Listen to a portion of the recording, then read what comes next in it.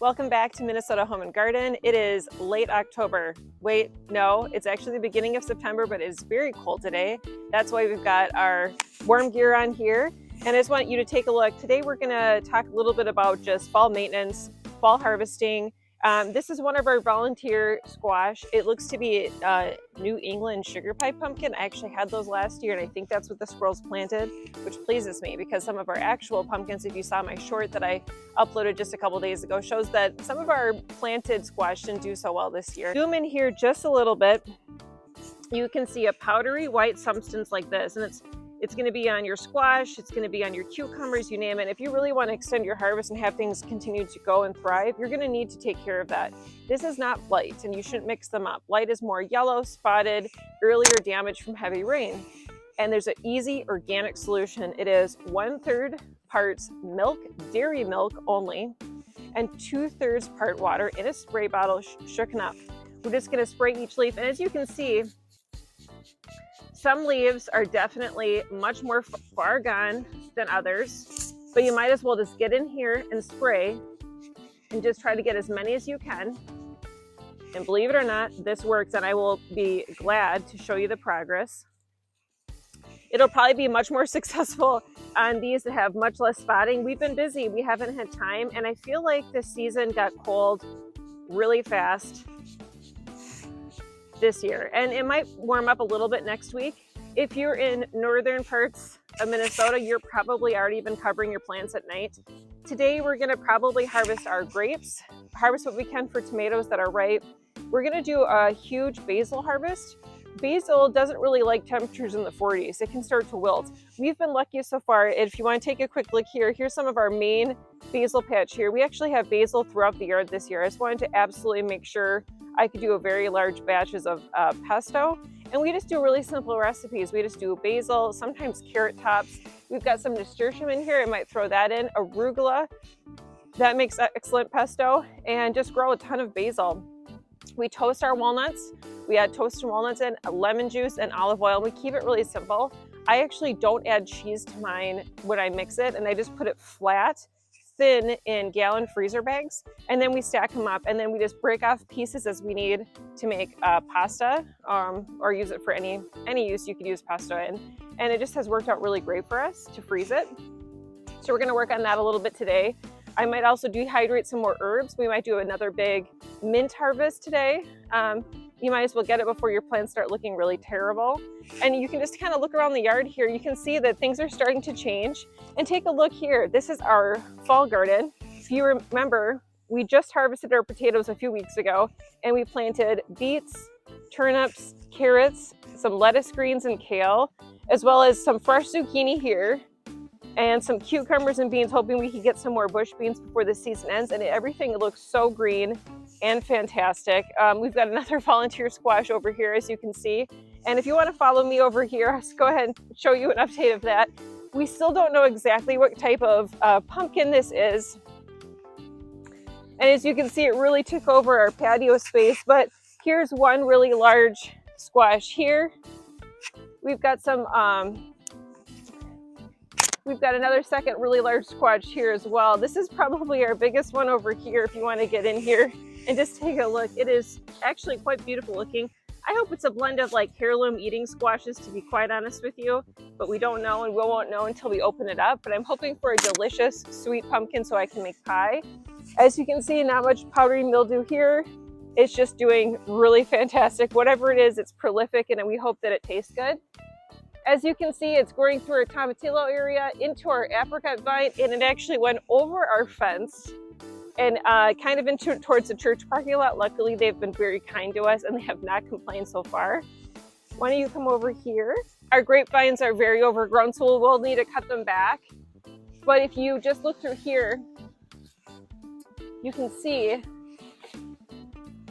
well, find a better spot. Tons of very ripe, beautiful, deep purple grapes. They're not in perfect condition. We didn't net them this year, but we don't spray. So we're gonna harvest those and juice those today, and then we let everybody else in our community enjoy our grapes as well. You can see our grapevine kind of grew over our pool here. And we've got some beautiful grapes over there. Here with our fall maintenance for kale and cabbage, we're just kind of waiting for it to be ready. Look at this beautiful cabbage, excuse me. This is Verona cabbage, and this I've been waiting for years, and I'm really excited for the success. We've got 2 that are almost full size and ready to go. We've got a 1 blue Savoy cabbage. These all make excellent kid cheese, slaw, you name it. And honestly, most of these will actually keep very well just in a cooler or fridge or in a basement for some time. And then they're not large, but we've got 2 really small but tight heads of purple express cabbage. I love it. I think it's just a really tasty and beautiful cabbage, and it makes beautiful kimchi. We'd like to make another batch of that. As you recall, last year, collards was our first year. I'll go over here. And it's doing well this year. We took the net off, and you know what? It's still doing pretty good. It's still pretty bug resistant, and it looks good. Now that it's getting cooler at night, I might actually harvest this soon. We diced it and froze it last year, and honestly, it was really delicious. So we'll probably grow this every year from now on. If you like sauteed greens in the winter, I highly recommend not just growing kale, but consider growing collards. And these are Georgia collards that we got from Baker Creek. Delicious. We really enjoy them. 1,000 head kale here. This is our huge leafed kale. It's so tender and sweet and delicious. Hopefully that will continue to give us some really nice harvests well into the fall. Celery still looks great over here. It's very green, it's very lush. Looking forward to harvesting some of the leaves here just to make seasoning. We'll dry them up. And these are also excellent in pickles if you want to throw a couple into your pickle recipes for like your cucumbers or green beans. But the stalks, they look delicious. I mean, you can see they look really good. I recommend growing your own celery. I think it has so much more flavor than anything you will ever get from a grocery store. We've got some volunteer beans. These will be shelling beans that we'll use for winter. Let those go as long as possible, but it's important to know you don't want any of these things to experience a deep frost or a freeze. They'll be pretty good until then, but then the beans kind of turn soft and they won't actually dry really well. So I definitely recommend keeping an eye on the temperatures at night. As you know, tomatoes will not really ripen in this cool of weather, but I do think we're going to heat up maybe next week a little bit, and hopefully our tomatoes continue to produce and ripen a bit. It's been a pretty weak tomato and pepper season this year. Zucchini right here. This is our delicious Baker Creek white zucchini. We love it. It's so good. So I'm just going to try to keep this going as long as possible. So I'll be spraying it just a little bit.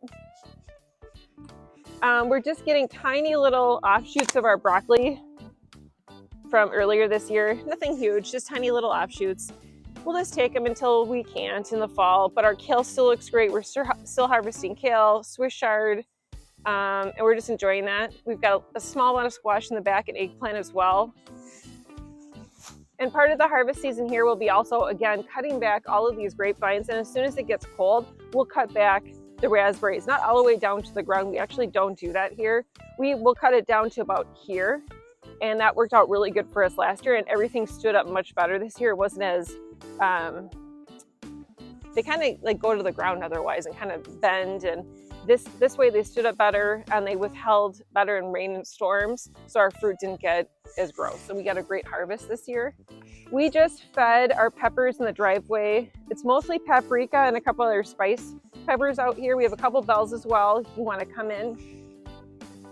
You know, they're smaller this year, but that's okay. They're still delicious. They're still excellent. So still enjoy them, even if you're not having the best year.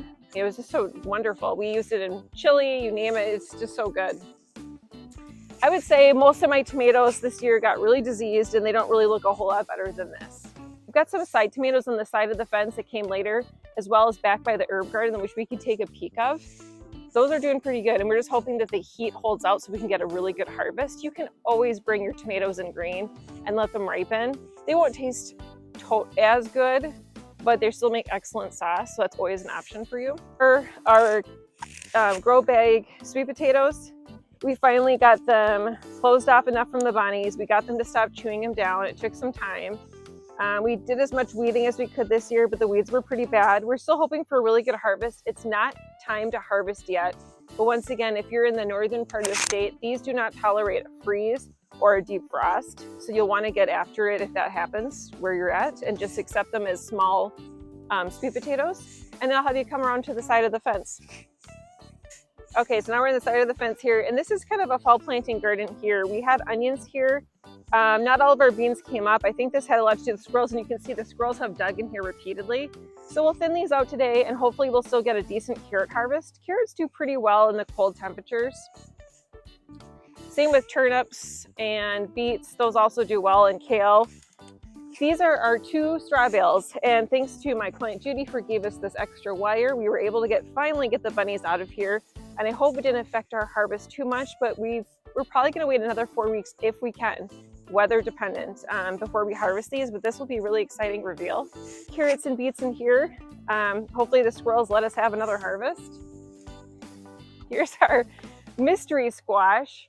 You can see how it just has boundary issues. It just goes where it wants, came through the apricot tree, came out here, and you can see we've got a really big squash hanging down. This was our prolific zucchini this year. I'll spray it a little bit because you can see we've got the powdery mildew. I'm just so impressed with what we got this year, to be totally honest. It still just keeps producing and producing and producing and producing. This is Ford Hook zucchini. Just did excellent for us this year. Highly recommend this variety if you've never grown it before. Let's go out front. Side garden here. This is our goji berry. We actually grew this by seed from Baker Creek. Bunnies chewed it down. It came back. It did so phenomenal this year. We're so pleased with it. We definitely feel strongly that next year we'll get a harvest. We're doing, it's kind of, it grows kind of, what would you call this? I don't know. I can't think of the word, but this is kind of spiry, spindly. That's probably a good way to put it. Anyway, we are doing our best we can to protect from bunnies, but kind of keep it up. If you've grown goji berry in your garden, I would love your tips. You know, keep this going and thriving, and you trellis it, you stake it up with a bunch of stakes, because this is just growing out more bush-like, but also kind of spindly. We'd love your tips, but it's doing really well. We're hoping for a harvest next year.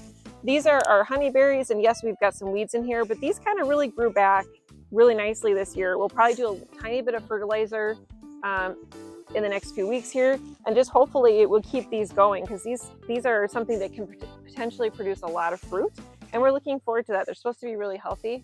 I think our peach tree might be completely dead this year after all the storms last year. As you can see, it's in rough shape. Still going to kind of hold on that maybe it just needed to re-energize, and maybe next year it'll come back looking nice. We'll see. Come out front. Okay, so we're out front, and this is our 4-in-1 apple tree. And since it got pretty cold at night, these honestly taste so much better after a frost. We didn't technically have a frost, but it definitely got pretty cool. And a lot of my friends with apples are saying their apples are ready and they've been harvesting. So we might sample just a couple today, and if they taste really good, we might harvest most of our tree today.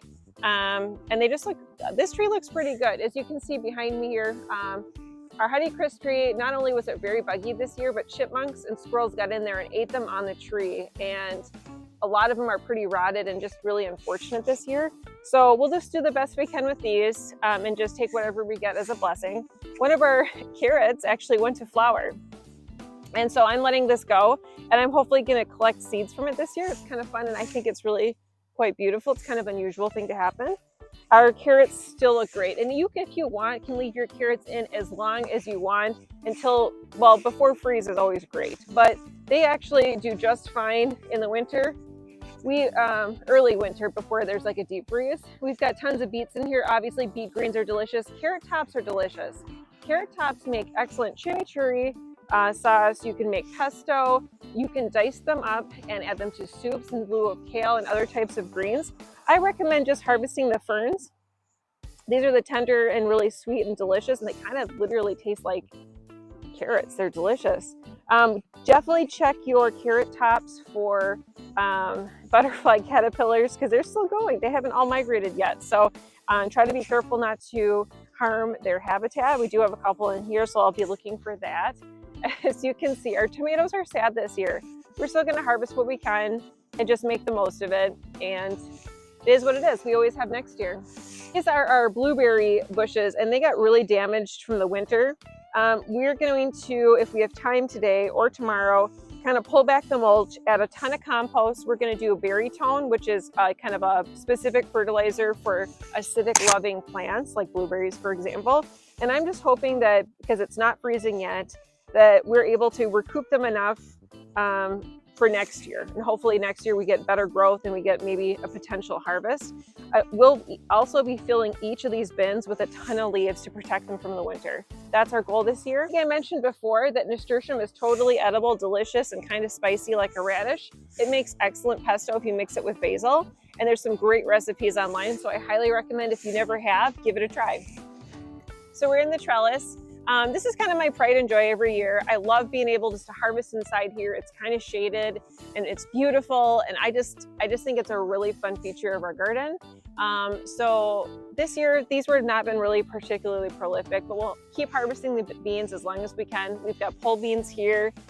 We've got a small amount of cucumber left, not doing super well. We've got some squash right here as well. So we'll just do the best we can. We might give it a little bit of fish emulsion just to keep it going. But I think that's kind of it for our updates today. We're going to keep spraying all of our squash and cucumber vine that have powdery mildew. Remember, it's 1/3 milk, dairy milk only, and 2/3 part water to shake it up and use it in a spray bottle. It works, and we'll be happy to show you the progress. And I just hope you have a great season. And if you're in the northern Minnesota and you have to cover all your plants, that's okay. I'm sure you're quite used to it by now. But I hope you have a great season, and thanks for watching, and thanks for supporting this channel, and we can't wait to keep you updated further.